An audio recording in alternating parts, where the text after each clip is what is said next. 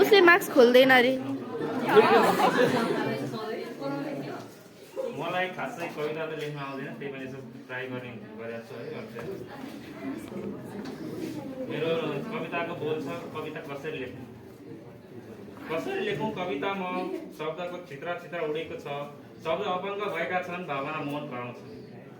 कसरी लेखौँ कविता म कलमका मसीहरू सुकेका छन्, कोरा कागजका आशाहरू बुनेका छन्, खुसी जनाउने शब्दहरू कतै भाँचिएका छन्, बाँकी रह्यो केवल हलन्त शब्दहरू जो तिरस्कार छन्, जो बेसहारा छन्। कसरी लेखौँ कविता? बलिया शब्दहरूका खुट्टा काटिएका छन्, शक्तिशाली शब्दहरू बन्द भएका छन्, कुनै शब्दहरू भिजेर विलीन भएका छन्, बाँकी रह्यो केवल निरर्थ शब्दहरू जसको कुनै महत्त्व छैन, जो लाचार छ, अपहेलित छ, निराहार छ।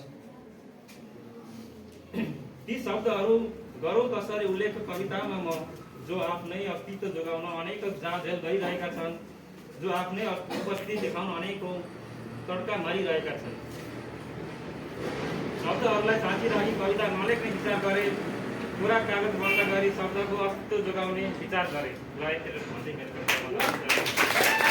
गर्न पाइन्न कति कुरा मनमा हुँदा पनि भन्न पाइन्न, कलेजको गेटबाट छिरेसी मन मर्जी गर्न पाइन्न। धनभन्दा विद्या ठुलो हो भन्दै पढाउने कलेजमा, धनभन्दा विद्या ठुलो हो भन्दै पढाउने कलेजमा विद्यार्थीसँग पैसा नहुँदा इक्जाम फर्म भर्न पाइन्न।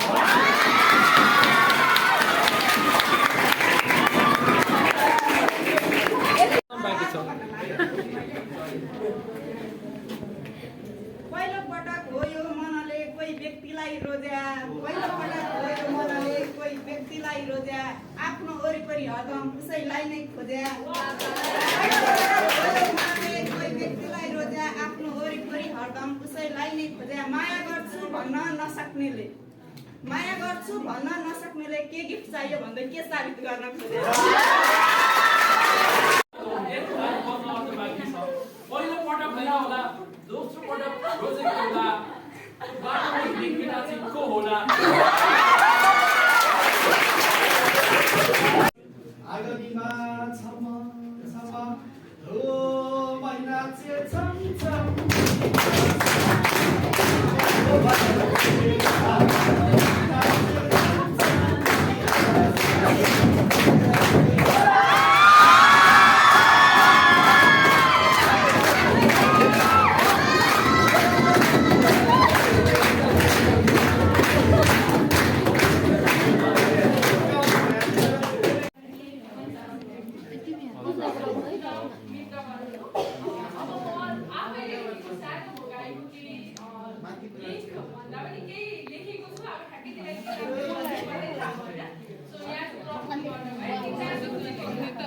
मेरो नाम लेखेको सुरु न,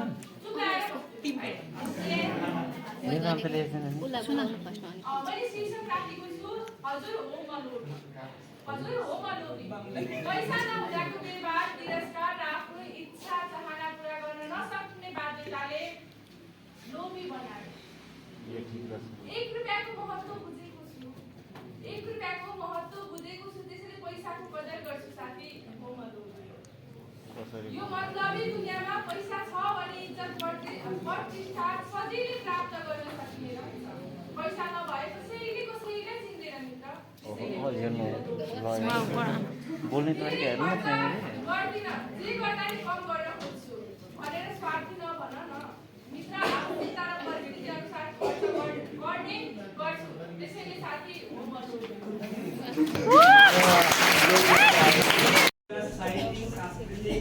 प्रतिष्ठान बर्दिवास महोत्सवको 68औं नियमित श्रृङ्खलामा हुने रचना वाचन कार्यक्रममा भाग लिन पाउँदा धेरै खुसी लागेको छ।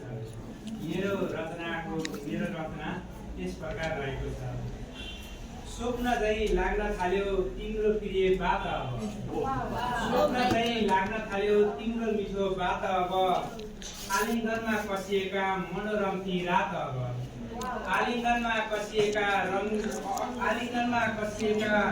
मनोरम ती रात अब, काई ती अङ्गभरि कायिक ती अङ्गभरि सुस्त सुस्त ओठ चाल्दा कायिक ती अङ्गभरि सुस्त सुस्त ओठ चाल्दा सम्झनामा जिरिङ मन काम्न थाले हस्त अब सम्झनामा जिरिङ मन काम्न थाले हस्त अब